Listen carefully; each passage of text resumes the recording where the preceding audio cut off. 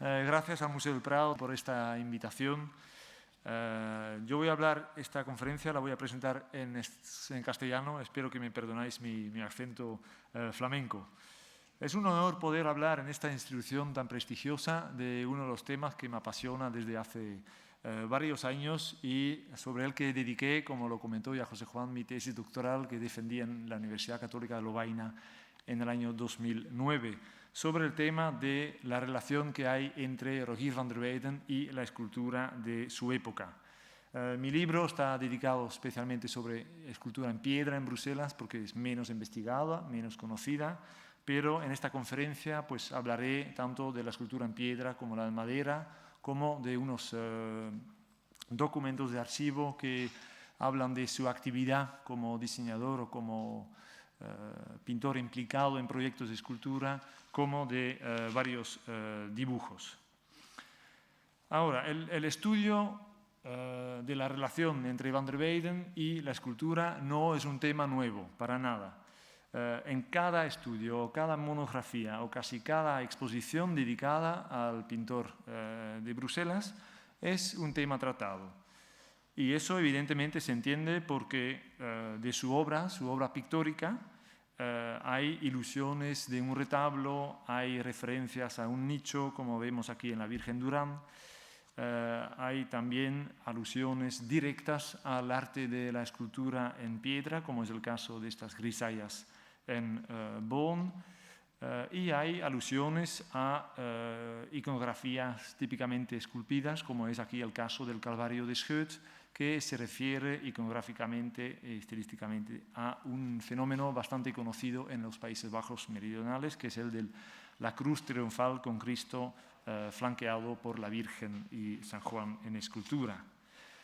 Es llamativo, sin embargo, que esta relación entre pintura y escultura es algo muy propio de van der Weyden, porque en el estudio de los otros primitivos flamencos pues muchas veces no ocurren, no se cuestiona, no se pregunta cuál es la relación, si el pintor ha diseñado esculturas, sí o no. También es sorprendente que cada vez en las publicaciones que tratan de este tema se habla más de influencia de van der Weyden en la escultura, y en mi carrera en Historia del Arte no he encontrado ningún término más vago que influencia. El contenido concreto de esta palabra, ¿qué quiere decir? ¿Cuál es el papel activo y directo que ocupó van der Weyden en el diseño de escultura? Es una pregunta que pocos historiadores se han planteado. Y además, cuando hablan de influencia de van der Weyden en la escultura, muchas veces hablan de influencia en escultura posterior, después de la muerte de van der Weyden en 1464.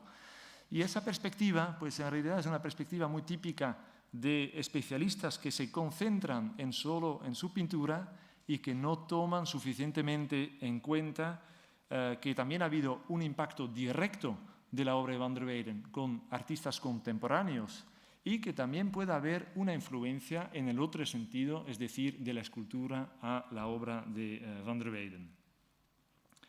El hecho de que cada vez ha habido menos interés en el papel directo y activo de van der Weyden en el desarrollo de la escultura también se deja muy claro por los títulos que los distintos historiadores de arte han ido dando a sus artículos.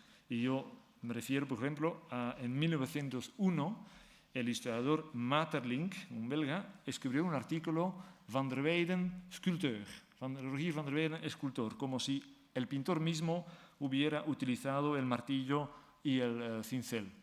No lo comparto, esta visión, pero es cierto que Joseph d'Estrées al principio estaba inclinado a seguir esta teoría.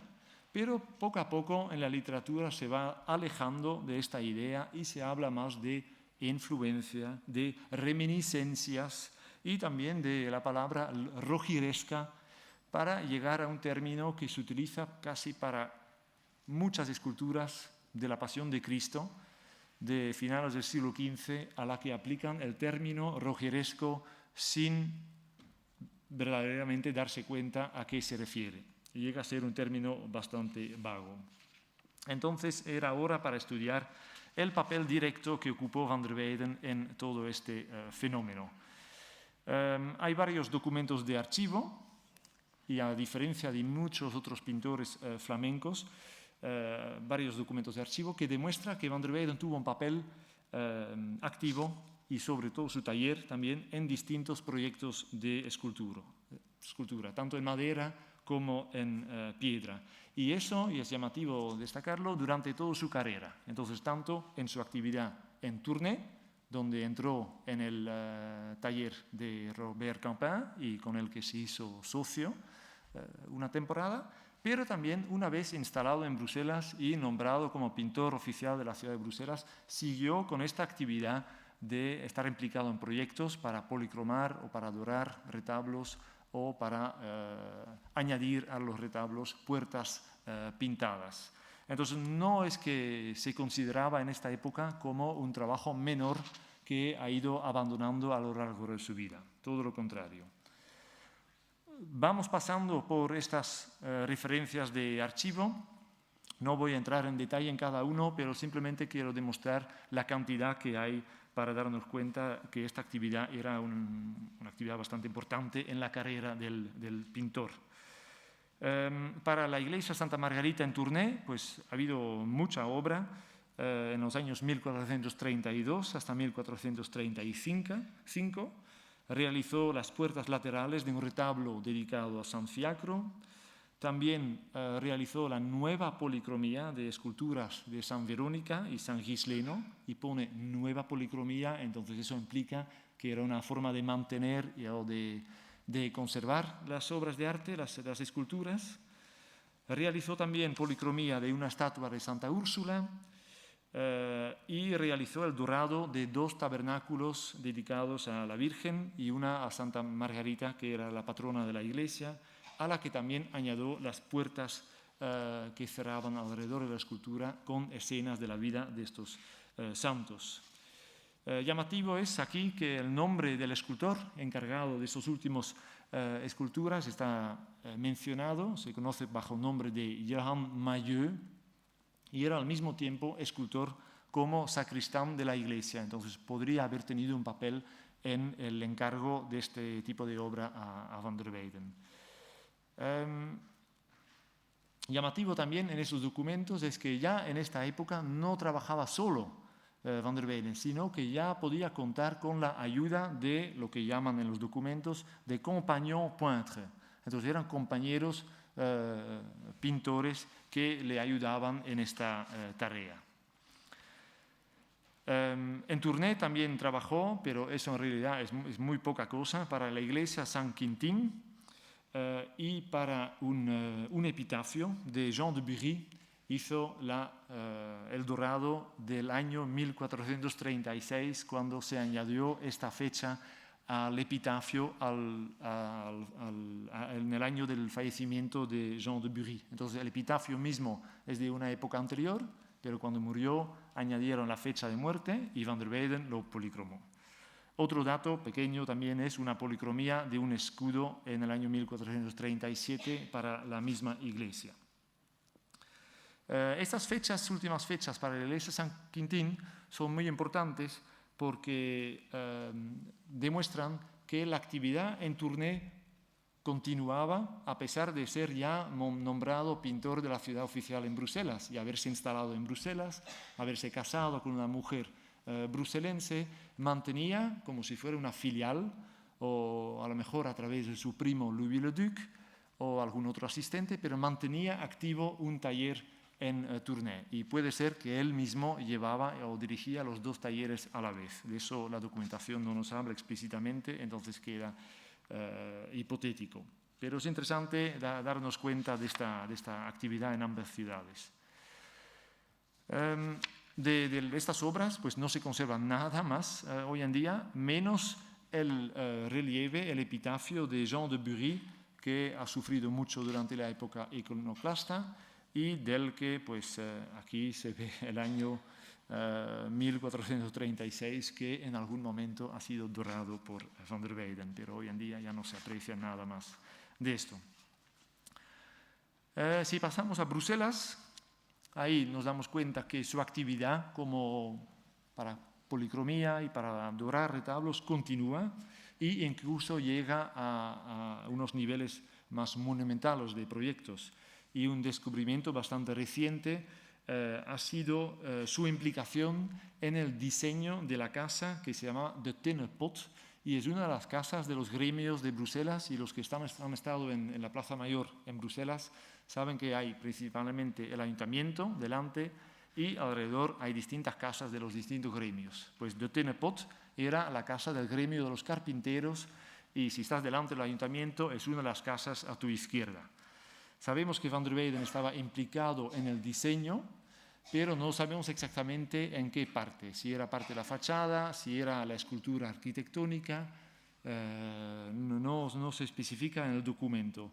Y es bastante probable que él estaba implicado en su función como pintor de la ciudad de Bruselas, igual como otros funcionarios estaban implicados en este proyecto, como el arquitecto de la ciudad Willem de Vogel o el constructor Gillis Jus, un hombre que hay que recordar porque vamos a volver a mencionarle más adelante.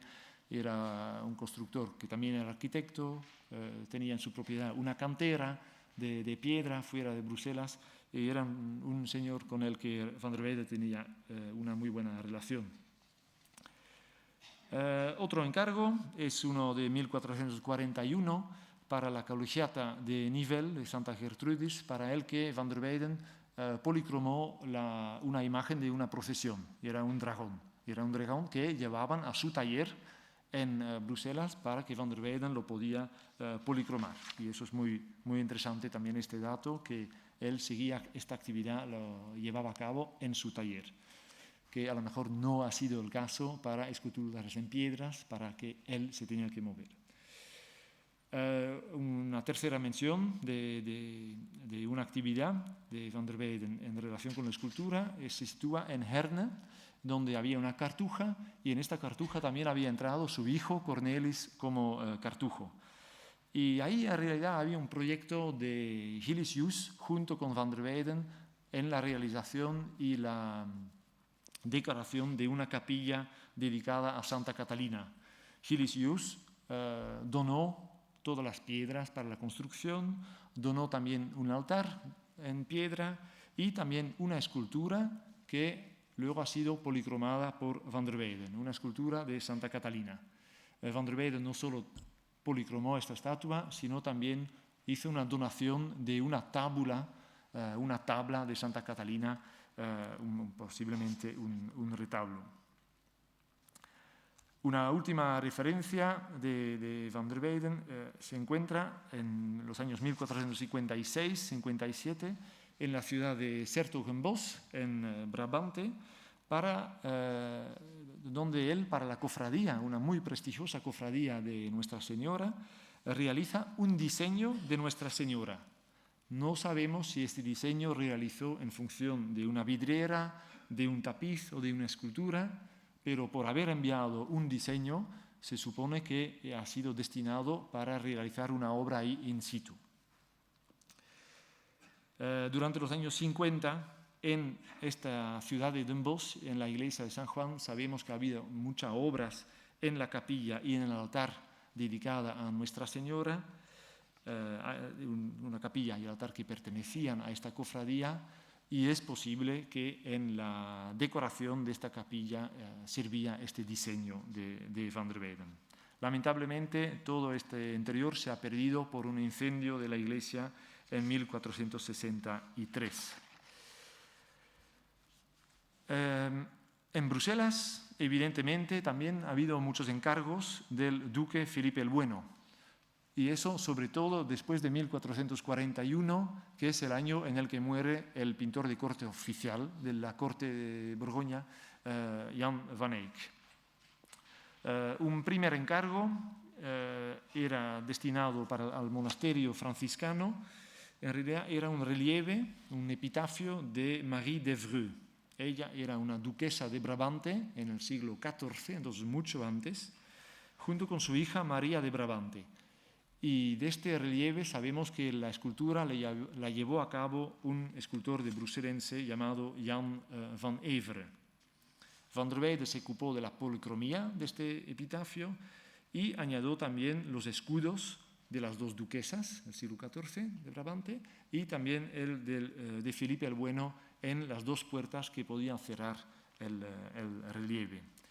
El realizar un epitafio para unas duquesas del siglo pasado, para Felipe el Bueno, en realidad era una forma de legitimar su autoridad como duque de Brabante. Era una forma de hacerse reconocer, ir a buscar en la genealogía descendientes de las familias que eran duques de Brabante antes de llegar a serlo él.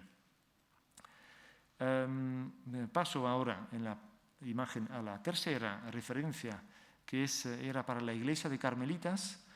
Ahí Van der Weyden realizó la policromía de 2 esculturas yacentes y 24, como dicen en francés, pleurants, o figuritas dolientes, que estaban destinadas a la tumba de Juana de Brabante y a su primo segundo, Guillermo de Borgoña. Es un encargo bastante llamativo porque para esta tumba de Juana de Brabante en Bruselas sabemos que gran parte de esta tumba estaba realizado con material reciclado de una tumba anterior, a saber la de Lille, de la iglesia San Pedro, que se había realizado antes y que se había realizado en bronce en el que estaba implicado Jacques de Gérin, el artista que trabajó el bronce en Bruselas, y también Jean de Lemaire, un contemporáneo a Van der Weyden, un escultor que vino también de Tournai y se instaló en Bruselas. Pues para la tumba en bronce en Lille, Jean de Lemaire esculpió las tallas en madera que han servido para realizar los moldes, para que a partir de los moldes Jacques de Gérin podía hacer las esculturas en bronce. En lugar de tirar los modelos de madera, se han reciclado estas imágenes para la tumba de Bruselas, que es una cosa bastante curiosa para una tumba, pero fue policromada por Van der Weyden. Eso es lo que dice el documento. Al final de su vida, años 1461-62, Van der Weyden también cobró para inspeccionar la policromía de otro pintor, de Pierre Custin. Tenía que inspeccionar 2 estatuas que estaban en el Palacio Ducal, una de San Felipe, otra de Santa Elizabeth, los 2 patrones de los duques de Brabante, de Borgoña. Y más tarde, todavía, 63-64, también para el duque de Borgoña, Van der Weyden policromó una estatua de la Virgen en el parque delante del Palacio Ducal. Ahora, de todos esos ejemplos, no hay ninguno conservado, pero tenemos una tumba de Isabel de Bourbon, que es de 1476, entonces posterior a la muerte de Van der Weyden. La figura yacente está conservada en la Catedral de Amberes y las figuritas que funcionaban como pleurants están conservadas en el Rijksmuseum en Amsterdam.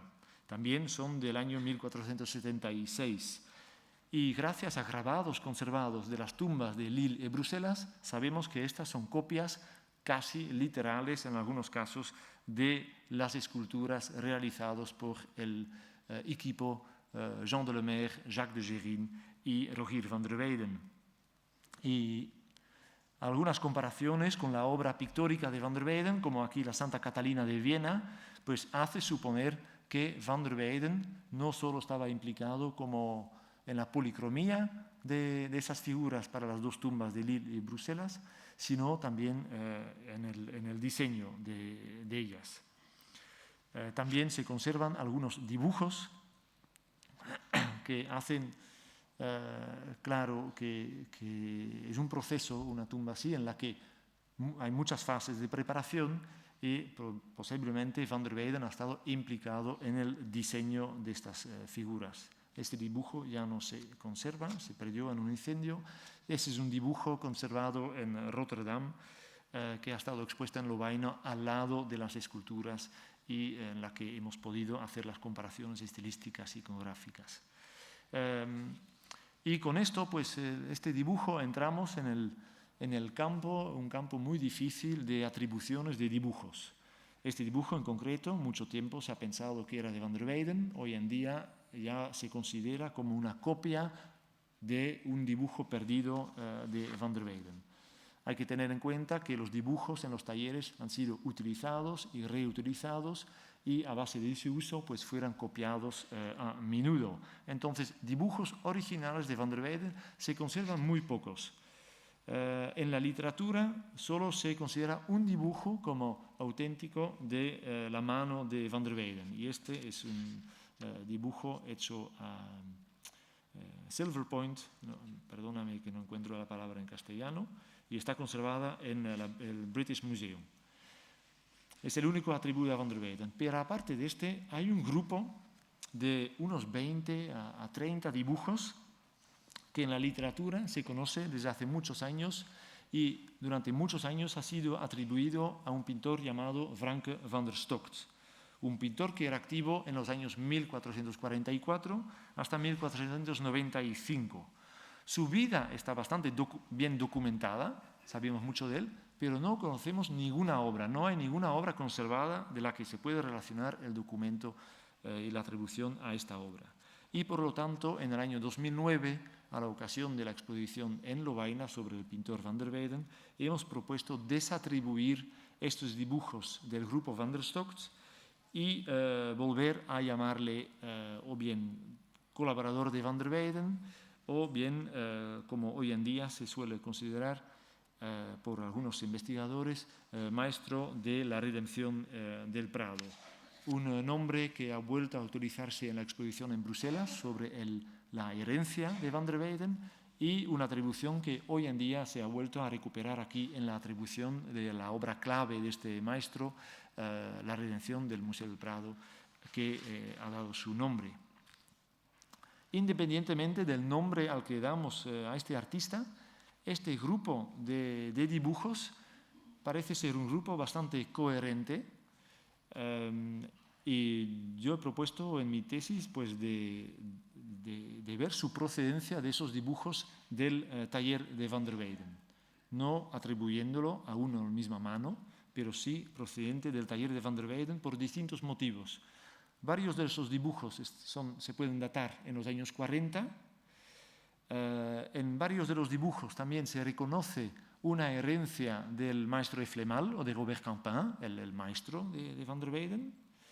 Y en un dibujo en concreto, el segundo de la izquierda arriba, de Sculptuur, hay una conexión directa con la ciudad de Bruselas, como veremos más adelante, porque era un dibujo preparatorio para el ayuntamiento de Bruselas. Y luego un dato bastante interesante que es en 6 de esos dibujos aparece en la esquina o a veces dentro del dibujo, en un lugar, aparece un símbolo que vemos reproducido aquí abajo, los 6 detalles.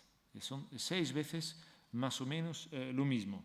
En la literatura se han dado muchas explicaciones para esta firma o este símbolo. Fritz Coorny lo interpretó como 3 letras VST, que podría ser una abreviación de Franke van der Stockt. Châtelet lo vio como una abreviación de Placet para aprobar este proyecto a realizarse. Otros lo veían como una P, como una firma. Pero la R, yo creo que aquí no estamos hablando de una firma del autor. De hecho, ya es el hecho que Van der Weyden no firmó sus propias pinturas, ¿para qué va a firmar sus dibujos? Gracias a una investigación de archivos en Bruselas, pues quedaba bastante claro rápidamente que este símbolo es una letra R, una mayúscula, como vemos en el documento a la izquierda, Rest, la palabra Rest es una R, abajo también se escribe Rest a la derecha, hay una R preparada para escribir Rekeningen, que quiere decir cuentas. Entonces este símbolo es una R y probablemente se trata, como Stephanie Buck también dijo, autora de un catálogo de dibujos en Berlín, que no se trata de una firma, sino de una marca de taller, una marca de propiedad. Y efectivamente los dibujos eran un modelo valioso que en el taller tenía bastante valor y no era una cosa que se intercambiaba tan fácilmente, menos dentro de una red de contactos, pero era propiedad y puede haber sido un símbolo de propiedad que pertenecía al taller. Y no puedo llegar a otra hipótesis, pero sigue siendo especulativa, una hipótesis, que esta R no puede ser otra cosa que la R del maestro Rogier, porque así era conocido en la documentación, maestro Rogier, no como Van der Weyden. Ahora vamos a ver algunos de estos dibujos de este grupo y las vamos a ir relacionando con la escultura para la que muchos de ellos han sido realizados. El más famoso y el más estudiado es el dibujo llamado de Sculptstoel. Y lo interesante de este dibujo, conservado en Nueva York, es que en el reverso de este papel lleva la inscripción "Het patroon van den Sculptstoel ende van Spapenkelder onder". Y Sculptstoel con Papenkelder era, junto con de Moor, eran los nombres de las 3 casas, las vemos aquí a la derecha, que habían sido destruidas para poder ampliar el ayuntamiento en los años 1444 y 1499 con el ala derecha, como vemos aquí a la izquierda. El dibujo es bastante grande y bastante detallado, más o menos tiene un tamaño así, y por su finición uno puede preguntarse si no ha sido el proyecto que se ha tenido que presentar al comitente antes de llevarse a cabo en piedra.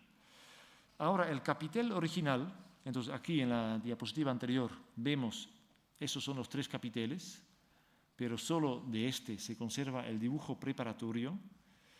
El original, el capitel original se encuentra en el Museo de la Ciudad de Bruselas y hay mucha literatura sobre el significado de la palabra Sculptstoel, que en realidad es un jeroglífico formado de 2 palabras, scup en stoel, que quiere decir pala y silla, y de esto pues Van der Weyden ha creado un rebus, digamos, un jeroglífico enseñando pues unos hombres que con unas palas llevan a unas sillas. Pero ha habido muy poco interés en la relación exacta entre este dibujo y la escultura. Y si estudiamos la escultura a fondo nos damos cuenta que no se trata de una forma redonda, sino de un octagonal con una parte que sobresale, mientras que el dibujo sugiere una forma de un cono truncado, como vemos aquí. En el año 1964 ha habido una exposición en Bruselas sobre Van der Weyden y en esta exposición han hecho un montaje fotográfico en el que se reparten las escenas esculpidas sobre la forma del dibujo. Y es muy llamativo porque es justo lo contrario lo que era el proceso de producción, que iba del dibujo a la escultura. Y si hacemos esta reconstrucción, como lo he intentado hacer aquí, de forma muy esquemática, nos damos cuenta de muchas diferencias, lo que confirma que el escultor no lo deberíamos considerar como un simple copista de lo que el pintor a través de su dibujo le da, sino que tiene su propia creatividad y su propia libertad artística, digamos. Y eso hay que tener en cuenta en los siguientes dibujos también. Pasamos a otro dibujo, el tríptico del Calvario y con escenas de las leyendas de San Eloy. También es un dibujo a bastante gran formato, parecido al de Sculptstoel, y también está realizado bastante en detalle. Llamativo aquí también es que la tracería o elementos de la carpintería de la caja de retablo está realizado solo de un lado, lo que indica que este dibujo probablemente será una fase en el proyecto de la realización de un retablo, y que aquí no estamos hablando de una copia. En la literatura se suele relacionar este dibujo con una pintura, y efectivamente en la pintura de Van der Weyden y también de su maestro Robert Campin hay distintas referencias, como por ejemplo el Calvario de Berlín, con el que se puede relacionar el Cristo crucificado, también con el dibujo en Estocolmo, en el que vemos San Eloy en una postura y un manto con un plegado muy parecido, o también con un cuadro que conocéis aquí muy bien en el Museo del Prado, que es del maestro Flemal, en el que vemos un acólito en una postura muy parecida a la de la escena de la leyenda de San Eloy. Pero también hay diversas indicaciones que confirman que este dibujo podría haber sido realizado en función de una escultura. Primero está la sugerencia de una caja de retablo repartidos en espacios separados y con un fondo. No hay un paisaje en ninguna de las escenas.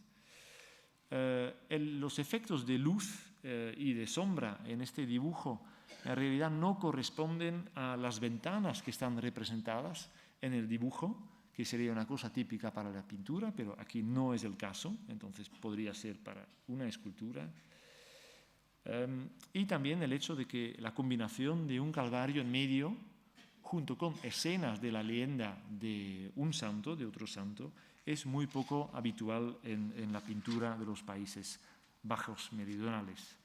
No he encontrado el retablo para el que fue diseñado este dibujo, pero sí alguna resonancia, alguna copia posterior, a saber en Roisin, en la provincia de Hainaut, en Bélgica, donde vemos también un calvario en medio y dos escenas de la vida de San Eloy en los compartimentos laterales. El formato y la composición son más o menos comparables, pero las escenas son muy simplificadas. La escena de la izquierda es totalmente distinta, el calvario se ha reducido a 3 personajes y la escena de la derecha es al final la que más se parece a la del dibujo.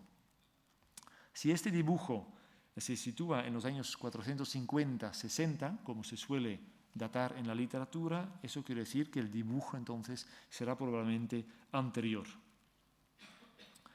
La relación que ha habido entre este proyecto de un retablo de San Eloy y una cofradía que existía en Bruselas de San Eloy no está muy bien estudiado, pero sabemos que la cofradía de San Eloy en Bruselas en los años 1447, la ciudad de Bruselas les recomendó renovar y reconstruir, redecorar un local que tenía la cofradía para acoger a los pobres y para darles su dispensa. Entonces podía haber sido un dibujo en función de esta remodelación de este local, pero bueno, eso es muy especulativo, eso queda mucha investigación todavía por hacer.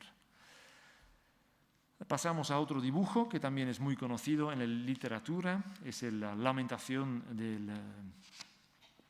de camino al Calvario, y ya desde 1919 se ha puesto este dibujo en relación con un enorme relieve conservado en el Museo de Detroit, que tiene 1,40 metros de ancho y 90 centímetros de alto, y es más o menos la misma composición, pero sobre todo se conservan, aparte del relieve, muchas pinturas con la misma composición. Incluso hay quizás más copias de esta composición y puede ser que esta composición ha sido más famoso que el famoso descendimiento de la cruz de Van der Weyden de aquí del Museo del Prado, por contar las copias en pintura en épocas más tardías. Según Stefan Kemperdik, el dibujo había sido copiado, entonces el dibujo mismo es ya una copia de una pintura perdida, o de Van der Weyden o de Robert Campin. Eso puede ser y podría estar de acuerdo, pero ¿cuál es la función del dibujo? Es lo que me interesa en este estudio. Igual como en el tríptico de San Eloy, aquí solo hay tracería y carpintería al lado de la izquierda del retablo. No está terminado de forma igual a la derecha.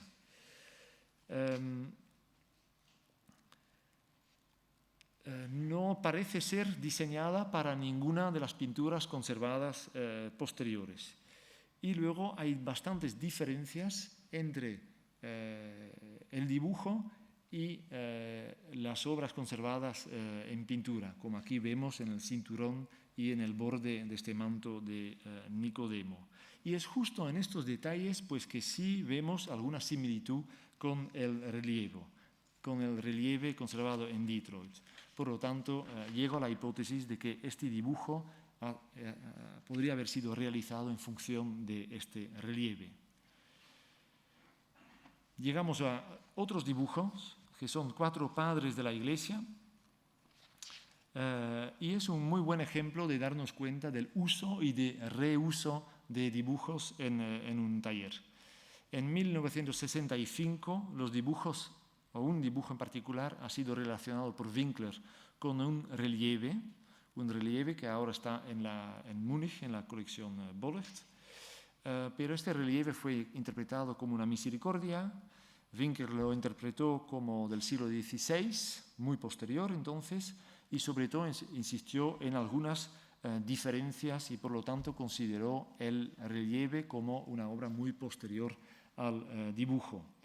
En el año 2009 en Lovaina hemos realizado exponer las 2 obras juntas, en una a la del otro, y pues el estudio detallado de este relieve ha podido demostrar que no forma parte de una misericordia, sino que por su forma probablemente ha sido destinado a formar parte de los extremos de un cruz triunfante, como es tan típico en los Países Bajos, en los que efectivamente en los 4 extremos de la cruz, aquí de un lado están los 4 evangelistas y del otro lado los 4 padres de la Iglesia. El estudio de la escultura arquitectónica en los Países Bajos también ha demostrado otro pequeño descubrimiento, a saber que en la iglesia de Herentals, de la que vemos aquí la bóveda, hay 3 de los originalmente 4 llaves de la bóveda que representan también a los padres de la iglesia en un estilo y unas proporciones bastante similares, evidentemente adaptado a otra forma, a saber, un círculo y no la forma la que tiene para la cruz triunfante. Sabemos, gracias a la documentación de esta iglesia, que la bóveda de la iglesia de Herentals fue terminada en el año 1449. Y eso quiere decir que los dibujos entonces se han realizado antes. La nave de esta iglesia era una obra en la que el arquitecto Gilles Jus de Bruselas estaba implicado. Entonces volvemos a encontrar esta relación entre Jus y Van der Weyden. Jus y Van der Weyden no solo implicados también en la iglesia de Santa Gúdula en Bruselas para esta colegiata. Jus también diseñó la nave central y es la iglesia en la que Van der Weyden se inspiró para su retablo de los 7 sacramentos, que está aquí expuesto y que procede de Lamberes. También en Herne, en la Cartuja, Jus y Van der Weyden aparecen juntos como donantes. También para el Calvario, para la Cartuja de Schötz, del que procede el Calvario, que aquí recientemente se ha restaurado, es la pieza maestra de la exposición. También Van der Weyden y Jus eran importantes donantes. Y también ambos están asociados a la corte de los duques de Borgoña, con bastantes encargos importantes. Esos 4 dibujos, por lo tanto, son un ejemplo muy, muy importante para demostrar que a primera instancia los dibujos fueran diseñados para una cruz triunfal y, en segundo lugar, se volvían a utilizar esos dibujos o copias de ellas para las bóvedas de una iglesia en Herentals antes de 1449.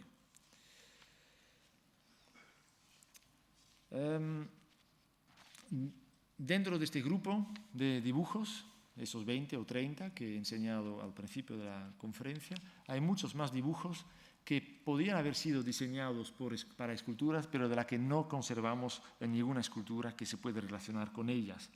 Pero a veces hay pequeñas indicaciones como unas arcadas, ¿dónde está mi flecha? Aquí. Unas arcadas aquí ligeramente indicadas podían hacer referencia a la caja de un retablo. Aquí vemos esta forma de unas enjutas que podía haber sido diseñado para un retablo. Y a veces también es la forma en la que está representado, perdón, voy a utilizar la forma del zócalo que hace referencia a una escultura. Quiero terminar esta conferencia pues, con un ejemplo monumental, que es el retablo de Laredo, de la que un compartimento, el compartimento de la derecha, está expuesto en esta exposición.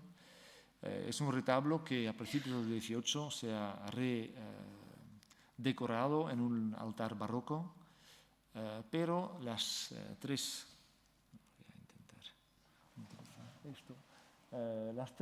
los tres compartimentos son góticos.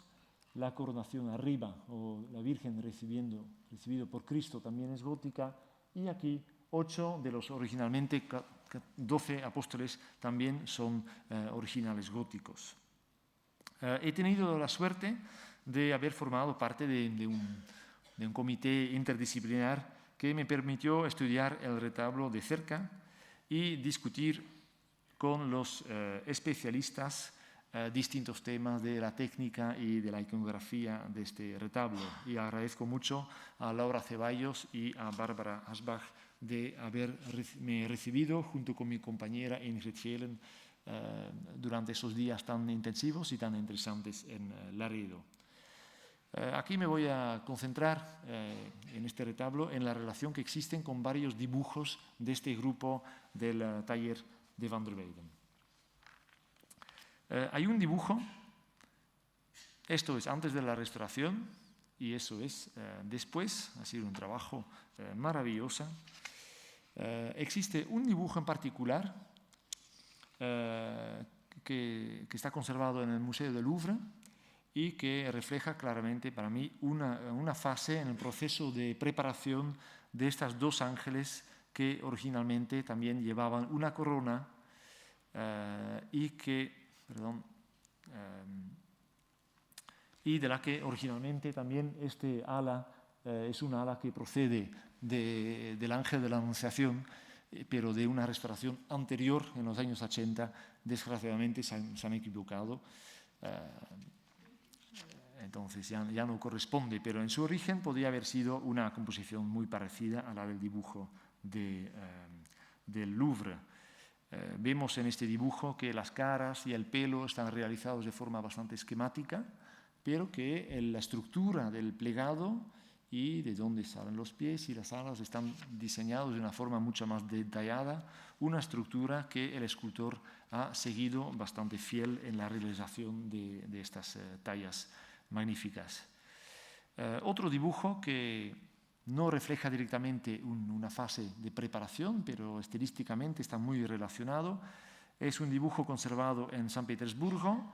También es una anunciación en la que el ángel Gabriel no aparece al lado de la Virgen, como suele ser en pintura, que se figura siempre a la izquierda y a la derecha, sino típicamente la escultura, y aquí el escultor ha utilizado esta tercera dimensión como debe. Aparece el ángel Gabriel quitando un poco la cortina de este trono detrás de la Virgen, muy parecido al como lo vemos en Laredo. Y aquí les enseño una foto de antes de la Guerra Civil en la que se ve todavía el banquito con el libro a los pies de la Virgen arrodillada, un elemento que ha desaparecido durante la Guerra Civil y ahora ya no está. Hay varios dibujos más y voy pasando un poco más rápido quizás a esta adoración de los magos que se conserva en Londres, en el British Museum. La composición es muy parecida, aunque refleja la imagen en espejo, al revés, pero hay distintos motivos iconográficos como el rey arrodillada, la corona a los pies, el plegado del manto de la Virgen. Hay que tener en cuenta que esta cabeza no es original, también data de los años 80, pero la figura de San José sí es original y es muy parecida a la que vemos en el dibujo, igual como el gesto del rey mago que se quiere quitar también el turbante que lleva en la cabeza, que aparece también de forma muy parecida en el dibujo. De la figura principal, la Virgen de Belén, a la que está dedicado este retablo, hace pensar en un dibujo del Louvre que tiene una iconografía distinta, donde aparece la Virgen con el niño con un libro, pero la forma de la base de esta escultura es muy parecida, igual como la indicación del nicho. Evidentemente, con la obra de Van der Weyden hay que tener mucho cuidado en interpretar los dibujos, porque Van der Weyden mismo en su obra pictórica juega con estas dos realidades, con crear ilusiones de escultura en su pintura. Entonces nunca podemos estar seguros que este dibujo ha sido realizado para una escultura o una pintura, o a lo mejor para las dos cosas a la vez. De esta Virgen de Belén es cierto que se conserva otro dibujo, no preparatorio, sino posterior, realizado por un copista que probablemente copió la talla de la Virgen de Belén antes de ser exportada a España. Es muy similar, los plegados, los detalles siguen la escultura al pie de la letra, y es en realidad el reverso de otro dibujo que es mucho más conocido dentro de la obra de Van der Weyden. Es el dibujo en el que aparece la Virgen sentada rodeada por unos santos, la típica, lo que llaman en italiano, Sacra Conversazione, y este anverso del dibujo es en realidad la preparación de una tabla de Van der Weyden, de la que hoy en día solo se conservan dos pequeñas tablas en Lisboa y una tabla más grande de la Magdalena conservada en la National Gallery de Londres. Es bastante llamativo entonces que este copista, que según algunos investigadores se puede identificar con el maestro de Gérard de Roussillon, copió a la vez la Virgen de Belén, lista para estar exportada a Laredo, y al mismo tiempo copió algunos fragmentos, algunos elementos de esta composición muy grande de Van der Weyden, de este Sacra Conversazione. El hecho de que el maestro de Laredo, si lo podemos bautizar así, mantenía buenas relaciones con el taller de Van der Weyden también se evidencia por otro cuadro conservado en la National Gallery de Londres. Es la exhumación de San Huberto, realizado poco después de 1437, y en el que vemos pues, un interior de una iglesia y sobre los pilares del deambulatorio unos apóstolos en piedra monumentales. Tengo algunas fotos de detalle en la que vemos que su iconografía y su estilo corresponden muy bien con los apóstoles conservados en la predela del retablo de Laredo. Y por la posición en la que están expuestos, representados en la tabla de Londres, hace suponer que las esculturas esta vez eran anteriores a la realización de esta pintura. Aquí vemos a San Andrés. He sacado la foto de este apóstol en la misma postura en la que vemos el santo representado en la obra de Van der Weyden, muy parecido en cuanto al papel que lleva en la mano, en cuanto al plegado de su vestido. La cara es distinta, pero sigue la misma iconografía. Y aquí vemos a otros dos apóstoles, San Pablo y San Pedro, en posturas realmente idénticas, pero con proporciones ligeramente distintas.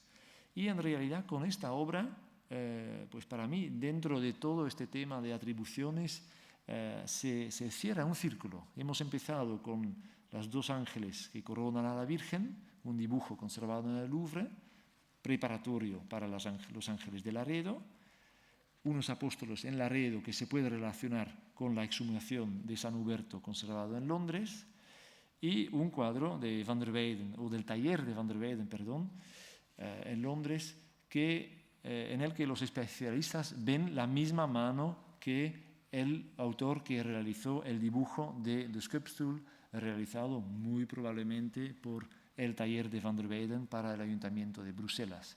Y por lo tanto el círculo se cierra. Ahora, hasta ahí llegó mi artículo para mi libro. Hasta 2 meses antes de que la editorial sacaba el libro, hice otro pequeño descubrimiento, y eso era un libro en realidad dedicado al Bosco, en el que Fritz Koreny, el autor, publicó de este dibujo, que es muy conocido. También lleva la letra R en el ángulo derecha. Y se representa a Cristo con la cruz a cuestas. Muchas veces también se ha relacionado con una escena de las arquivoltas del cuadro de la Maestra de la Redención del Prado. Pero Fritz Korenny en el 2012 por primera vez reproduce el reverso de este dibujo. Y en el reverso vemos algunos elementos esbozados ligeramente, un cuerpo de Cristo atado a la cruz, una indicación de una vidriera, y a la derecha abajo un retablo con 3 compartimentos y con unas arquivoltas. Voy a enseñar aquí este detalle. Fritz Korenny lo atribuyó a Frank van der Stockt, pero según mi punto de vista hay muchos argumentos para considerar este dibujo como un dibujo preparatorio de la escultura del retablo de Laredo. Primero hay 3 compartimentos de unas proporciones muy parecidas, y en el dibujo incluso también hay una indicación de tercera dimensión de la profundidad de la caja, como lo vemos aquí. ¿Sí? Eso es un argumento. Luego hay, en el compartimento central, también hay un número de arquivoltas, de grupos en las arquivoltas, 5 a la izquierda, 5 a la derecha, igual como en el retablo de Laredo. Y finalmente, porque en el dibujo no hay ninguna escena que se pueda identificar, menos una escena muy ligeramente esbozada, en la que vemos una figura a la izquierda, una silueta a la derecha y en medio un Cristo a la cruz, atado a la cruz, un calvario. Y es muy excepcional en los retablos de Brabante, en el siglo XV y XVI, que un calvario se sitúa en un compartimento lateral, a la derecha. Y eso es también excepcionalmente el caso en el retablo de Laredo, que ha sido un encargo con indicaciones iconográficas muy precisas, porque estaba dedicada a la Virgen de Belén, la patrona de la antigua iglesia de Laredo, y por lo tanto el Calvario excepcionalmente ha tenido que desplazarse al compartimento de la derecha. Eso para mí confirmó, por lo tanto, que el diseño del retablo Laredo fue realizado en el taller de Van der Weyden. Y eso pues confirma un poquito que para obras monumentales y para obras caras, para obras por encargo, también muchas obras en piedra, los escultores sí implicaban el diseño de un pintor. No siempre hay muchos retablos también que reflejan una cierta estandarización, una producción en serie para el que el escultor no necesitaba un pintor, sino que disponía él mismo de los modelos necesarios en su taller.